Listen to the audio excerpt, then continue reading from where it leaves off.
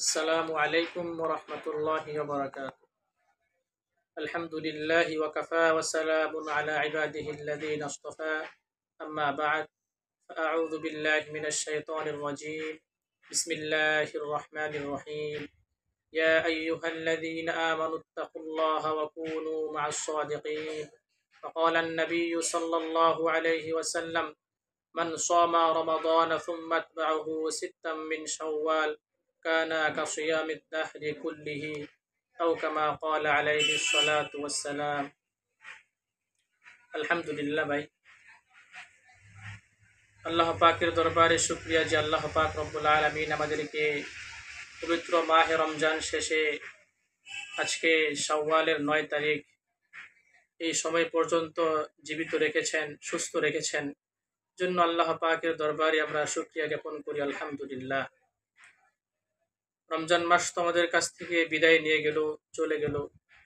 ঠিক তদ্রূপভাবে আমাদের জীবনটাও আস্তে আস্তে শেষের দিকে চলে যাইতেছে।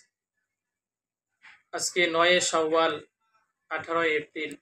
আজকে আমরা আলোচনা করব রমজানের পরবর্তী কি করণীয়, একজন মুমিন বান্দা বান্দিদের কি করণীয়। উলামায়ে কেরামরা রিসার্চ করে বলেছেন, রমজানের পরবর্তী ৮টি আমল সম্পর্কে আমরা আজকে আলোচনা করব। ১ নম্বর আলোচনা হলো সূরা নাহলে আল্লাহ পাক রব্বুল আলামিন ইরশাদ করেছেন, ওয়ালা তাকুনু কাল্লাতী নাকাতাত গজলাহা মিন বাদি কুওয়াতিন আনকাসা।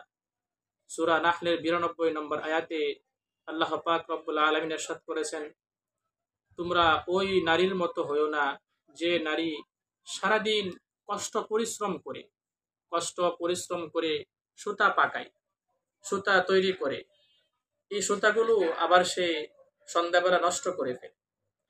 এই আয়াতের ব্যাখ্যায় বলা হয় যে কোনো মুমিন বান্দা সারা রমজান মাস ব্যাপী ইবাদত করলো, আমল করলো, রমজান চলে গেল, রমজানের পরবর্তী সময়ে তার আমলগুলো নষ্ট করে ফেললো, তাহলে তার রমজান ব্যাপী আমলটা তার কোন কাজে আসবে? ১ নাম্বার কথা হলো, আমাদের রমজানে যে আমলগুলো করেছি সে আমলগুলো রমজানের পরবর্তী সময়ের জন্য ধরে রাখা লাগবে, আমলগুলো নষ্ট করা যাবে না। নাম্বার ২, আল্লাহ পাক রব্বুল আলামিন সূরা আরাফে ইরশাদ করেন, ঈমান আনার পর তোমরা পথভ্রষ্ট হয়ো না। কোনো ব্যক্তি সারা জীবন ঈমানওয়ালা ছিল, খাঁটি মুমিন ছিল, কিন্তু যখন সে ইন্তেকাল করবে, মারা যাবে, তখন সে যদি মুশরিক হয়ে মারা যায়, তাহলে তার ঈমানের কি কাজে আসবে? এজন্য ২য় নাম্বার, রমজানের পরবর্তী ২য় আমল হলো ঈমান আনার পর গুমরাহকে গ্রহণ করা যাবে না। ৩ নাম্বার আমল হলো সূরা ফাতিরে আল্লাহ পাক রব্বুল আলামিন ২৭ নম্বর আয়াতে ইরশাদ করেন, ইন্নাশ শাইতানা লাকুম আদুউম মুবিন ফাত্তাখিযুহু আদুওয়া। শয়তান থেকে আমাদেরকে সতর্ক থাকা লাগবে। রমজান মাস শয়তান বন্দী ছিল, রমজান মাস শেষ হয়ে গেছে, এখন শয়তানের দরজা উন্মুক্ত হয়ে গেছে। মুমিন বান্দা বান্দীদেরকে শয়তান ধোঁকায় ফেলবে, ওয়াসওয়াসা দিবে, নামাজ থেকে বিরত রাখবে।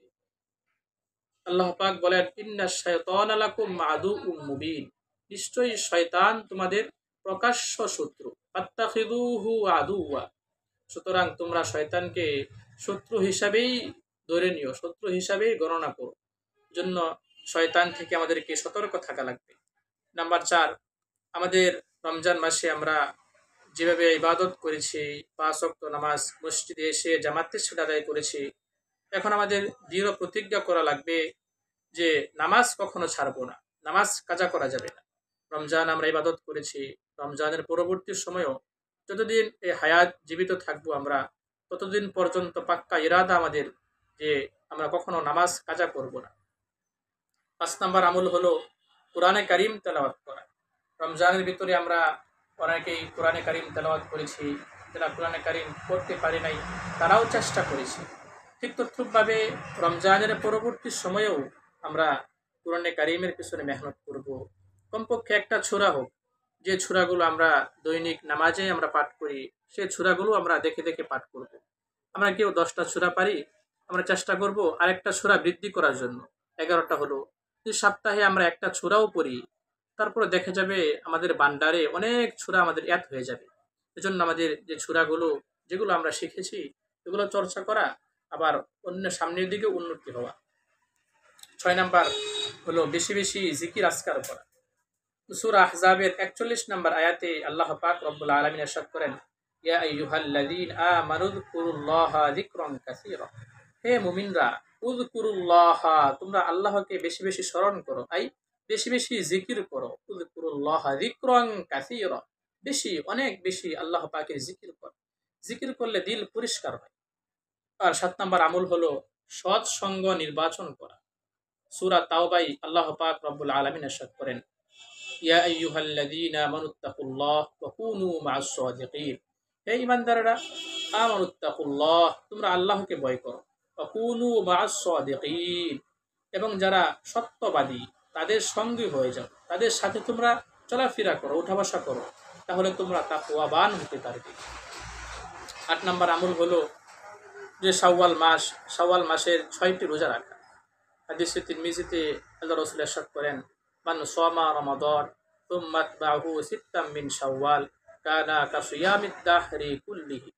যে ব্যক্তি রমজান মাস সে তো রোজা রেখেই কাটিয়েছে, আবার রমজানের পরবর্তী সুম্মা আতবাহু সিত্তাম মিন শাওয়াল, এবং শাওয়াল মাসের ৬টি রোজা রাখবে। রমজানের পরিপূর্ণ রোজা আদায় করবে, আবার রমজানের পরবর্তী সময়ে ৬টি রোজা সে রাখবে। আল্লাহ রাসূল বলেন, কানা কাসিয়ামিদ দাহরি কুল্লিহি, কেমন জানি সে সারা বৎসর রোজা রাখার সওয়াব আল্লাহ দিয়ে দিবে। এজন্য ভাই, যে ৮টি বিষয় রমজানের পরবর্তী করণীয়, সে করণীয় সম্পর্কে আল্লাহ পাক রব্বুল আলামিন আমাদের সকলকেই এই ৮টি বিষয় আমল করার তৌফিক দান করুক। আমিন।